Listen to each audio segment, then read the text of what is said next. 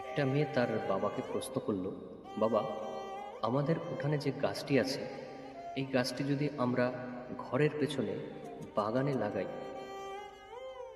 এবং এটাকে উঠাই, তাহলে কি কোনো ক্ষতি হবে? তখন বাবা বলল, গাছটির বয়স মাত্র 4 বছর। এই গাছটি যদি আমি এখান থেকে উঠিয়ে অন্য মাটিতে লাগাই, তাহলে গাছটা নিজেকে আর মানিয়ে নিতে পারবে না, গাছটা মারা যাবে। তখন মেয়েটি হাউমাউ করে কান্না করতে করতে তার বাবাকে বলল, আমি তো এই বাড়িতে 22 বছর আছি, আর তুমি আমাকে 22 বছর বয়সেই বিয়ে দিলে।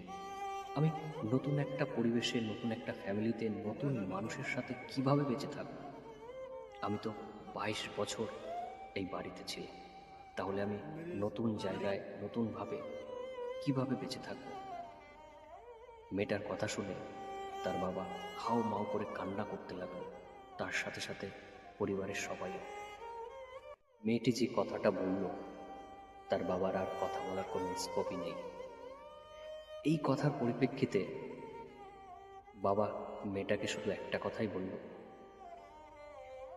মেয়েরা হলো কল্পবৃক্ষের মতো, তারা যেখানেই থাকে, যেখানেই যাক, কল্পবৃক্ষের মতো সবার সঙ্গে মানিয়ে নিতে পারে।